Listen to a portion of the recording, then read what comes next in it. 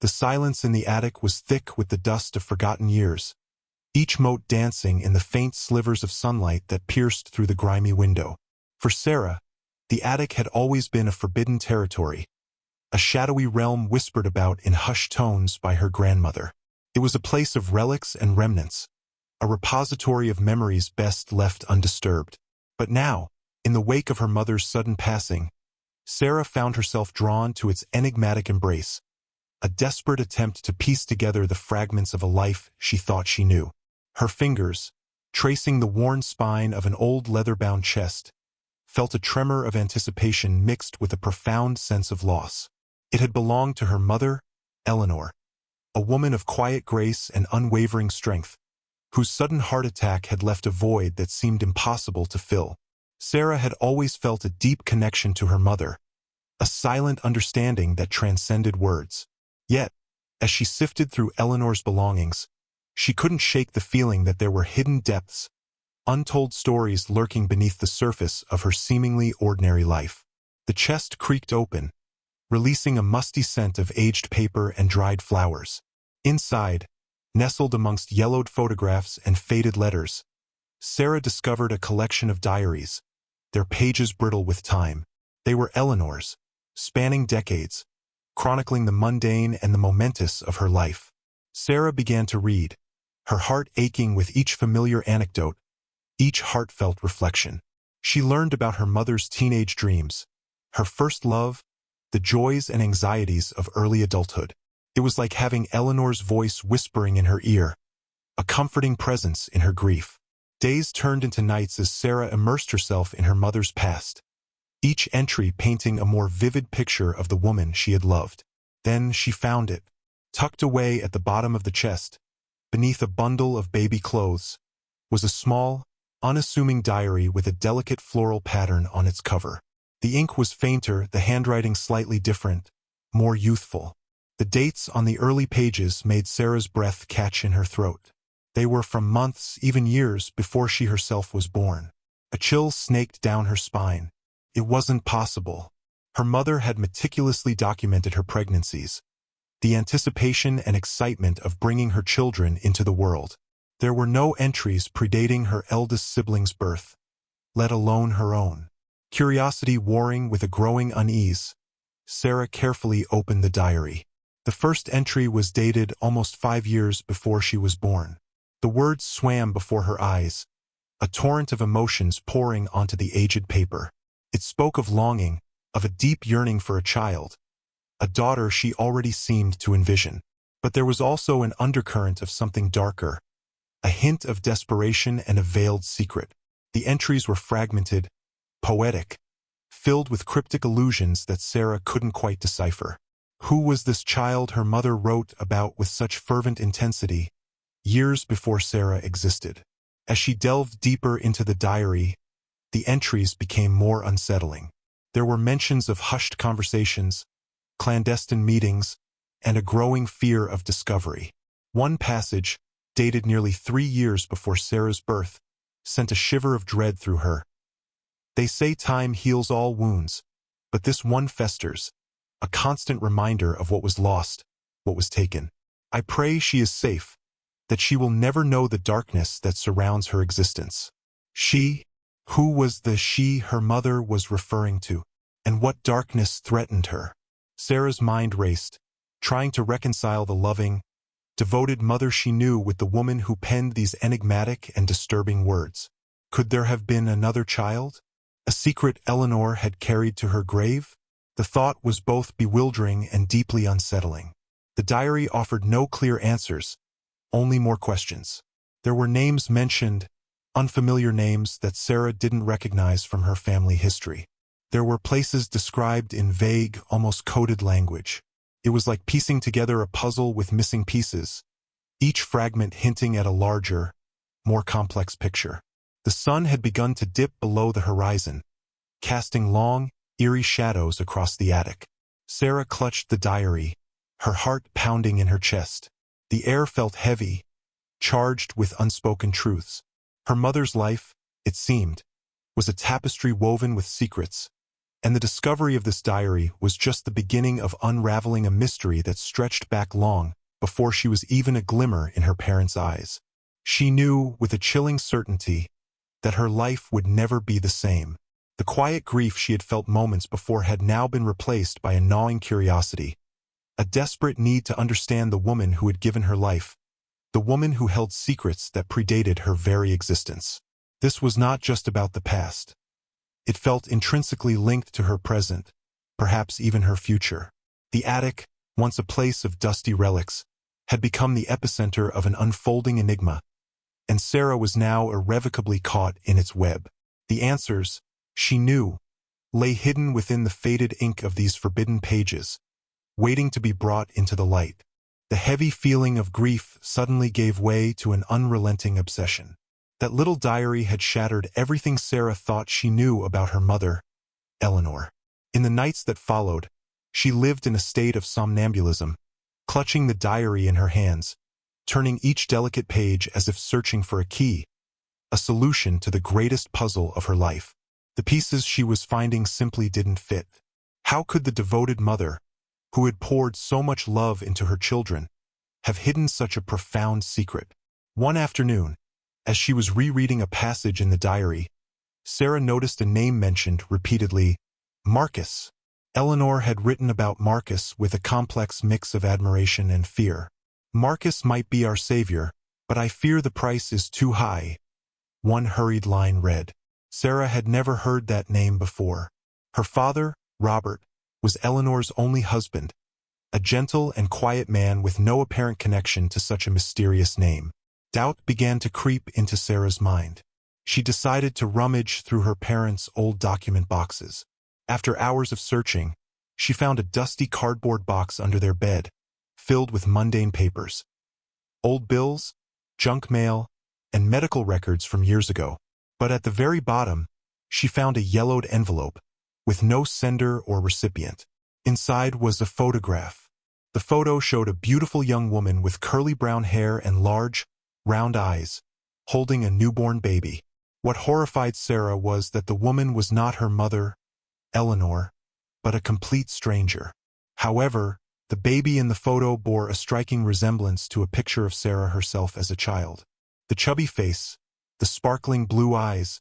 Sarah was stunned to realize that it was her. A photo of her, being held by a woman who was not her biological mother. Sarah's heart pounded. She turned the photo over. On the back, written in neat handwriting, were the words, "Welcome, Hope." Hope, not Sarah. Had her name once been Hope? Or had the woman in the picture called her Hope? This discovery not only shook her beliefs but also plunged her into a deep identity crisis. Everything she knew about herself, about her origins, seemed to be an elaborate lie. In the same envelope, Sarah found an undated letter. It was written in her mother Eleanor's own hand. The letter was full of desperation and fear.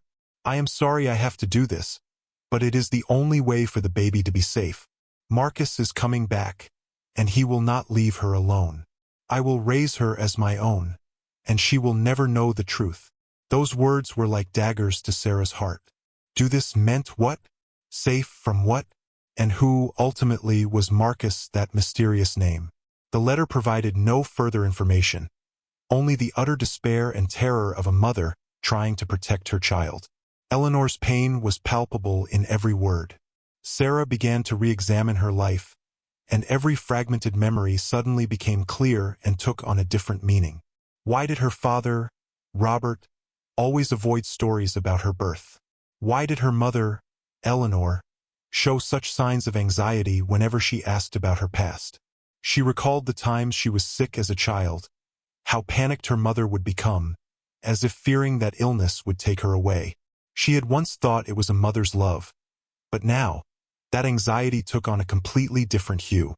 It was the fear of someone holding a secret, afraid that the secret would be discovered. The feeling of being deceived and hidden from put Sarah in a difficult position. She didn't know how to face her father. Robert was still there, a man with a gentle exterior, but who might also be holding a shocking secret. She loved her father, but now, suspicion had overshadowed their relationship. Should she ask him? Or should she continue to pretend that nothing had happened? Sarah felt trapped. She couldn't trust anyone. The mother she loved was gone, taking all the answers with her. The father she trusted might be part of this secret. Her life, already shaken by the grief of losing her mother, now became even darker. She knew she couldn't stop. The diary, the photo, and the letter were fragments of a tragic story, and she, in some way, was at the very center of it. All roads seemed to lead to a horrifying truth, a truth that would change everything, forever. The gnawing suspicion had consumed Sarah's soul, turning the home she once considered a sanctuary into a prison of lies. She couldn't bear it any longer. One evening, as her father, Robert, sat in the living room, his eyes vacant and staring into space, Sarah placed the diary, the photo, and the letter on the coffee table. The rustling of the paper in the silence made Robert jump. He looked up to see his daughter's face, pale and filled with a look of hurt and demanding answers. "Dad, I need to know the truth," Sarah said, her voice trembling. Robert was silent for a long time, as if he were trying to find a hopeless escape. The wrinkles on his face deepened, and his eyes were filled with a sadness Sarah had never seen before. Finally, he let out a heavy sigh, the kind of sigh a person makes when they've carried a burden for far too long. Your mother didn't tell you the whole truth," he began, his voice low and deliberate. "At the time, we all thought it was for the best, the only way to protect you." Robert's words were the beginning of a horrifying story, a story that had been buried under a facade of happiness for 30 years. The woman in the photo was named Lily, a young woman full of life but naive, who had become entangled with a man named Marcus. Robert described Marcus as a devil in human form. He was no ordinary criminal. He was a kingpin, a man of immense power and influence who built his empire on fear and violence. He didn't love Lily, but saw her as a trophy, a tool to serve his dark schemes. When Lily realized Marcus's true nature and found out she was pregnant, she fled. She knew that if Marcus learned of the child's existence, he would never leave either of them alone. She turned to Eleanor and Robert, old friends she had long lost touch with. Eleanor and Robert, at the time, were desperate to have a child. Eleanor, who had suffered multiple miscarriages, had fallen into a deep depression. The diary Sarah had read, the lines about longing for a child, were not about a future child, but the pain of the ones she had lost. Lily had begged them. She knew that only they could protect her daughter. She handed the baby, Hope, to them and disappeared. Robert recounted with a choked voice that it was a rainy afternoon, and as Lily handed the baby to them, she said something he would never forget: "Change her name, and never tell her about me. Otherwise, all three of you will be in danger." Eleanor and Robert made the promise. They changed Hope's name to Sarah. But Lily, where did she go? Sarah asked, tears now streaming down her cheeks. Robert shook his head, his eyes welling up with tears. "We don't know. All traces of her vanished. Maybe Marcus found her. That's why your mother wrote in her diary that what was lost, what was taken." The pain of losing her biological mother blended with the pain of the adoptive mother who had sacrificed everything to protect her. Eleanor's life, her sacrifice, was now illuminated in a completely different light. She wasn't just a mother. She was a protector, a silent hero who had lived in fear for her entire life. "And Marcus?" Sarah asked, her voice hardening. "Where is he? Was he looking for me?" Robert was silent for a moment, gathering all his courage to speak the final truth, a truth more horrifying than all the rest. He never stopped. He always believed you were alive. And a few months ago, he sent your mother a message." Sarah's heart seemed to stop. "What message?" "An anonymous letter with an old photo of you. There were no threats, just the picture. But your mother understood. She knew who it was. She died of fear, Sarah. Her death, it wasn't a normal heart attack. It was the consequence of what happened 30 years ago. He came back." In that moment, everything in Sarah's mind collapsed. Her mother's death, the woman who had loved her unconditionally, was not a tragic accident. It was part of a conspiracy, a deadly game she, unknowingly, had been a pawn in. The grief and panic quickly turned into a burning rage. She was no longer a grieving daughter. She was a victim, a warrior. "I won't let this continue," Sarah said, her voice sharp as a blade. "I will find Marcus. I will make him pay for what he did, for my mother, for Lily, and for everything he took. I will not run anymore." Robert looked at her, his eyes filled with fear but also a hint of pride. He knew that in this moment, his daughter didn't just know a horrifying secret. She had become a part of it, and the real fight had just begun. The truth had been revealed, but it didn't free Sarah. It bound her to a destiny she never knew she had, a fight she now had to win. After hearing her father's confession, Sarah's world didn't just collapse. It was rebuilt. She was no longer a daughter seeking comfort in her grief. She was a child, a person carrying the weight of two women who had sacrificed for her. Fear had turned into fuel, and hurt had hardened into resolve. She began her quest to find Marcus, not for a direct confrontation, but to expose the truth. The few clues from the diary and Robert's memories became her guide. The names of some of Marcus's old associates, vague locations of shady businesses, and the names of shell companies that Robert recalled in his fear. Sarah, with her sharp mind and technological skills, began to weave a web of information. She delved into underground forums, corporate registry websites, and social media. She wasn't looking for a simple criminal. She was looking for a monster hidden beneath a facade of power and wealth. Weeks turned into long nights, and the hours Sarah spent glued to her computer screen began to reveal horrifying truths. Marcus was not just a smuggler. He was the mastermind behind a series of money laundering schemes, fraud, and violence. He had built a formidable empire, and those very secrets became his fatal weakness. Sarah realized she didn't need to confront him with force. She needed to expose the truth, just as Eleanor had done with the diary. She would use light to scatter the darkness. Finally, she found a hidden forum where Marcus's victims and those he had intimidated had once shared information in desperation. Sarah, armed with the evidence and fragmented clues she had gathered, wrote an anonymous post, meticulous and detailed. She recounted the story of Lily, of hope, of Eleanor, of the sacrifice and fear that had lasted for 30 years. She didn't just provide information. She provided a real story, a heartbreaking tragedy that gave others the courage to speak up. The ripple effect was faster than she could have imagined. The first accusations appeared in local media, followed by major newspapers. Marcus's secret life was exposed, and his empire began to crumble. Old associates turned against him, and new victims came forward. He was a man on the run, and Sarah watched it all unfold on the news, her heart a mix of satisfaction and emptiness. Marcus was no longer powerful or protected. He had been stripped of everything, and that was the greatest revenge Sarah could ever have. One afternoon, Sarah sat with her father, Robert, on the porch swing. The warm sunlight softened the pain that had haunted them for so long. Robert, now unburdened by the secret, told Sarah stories about the years after Lily had left, about the constant fear and the boundless love that he and Eleanor had for her. Sarah at last understood the true meaning of family. She had two mothers. One had given her life and one had given her a life. Both had sacrificed everything for her.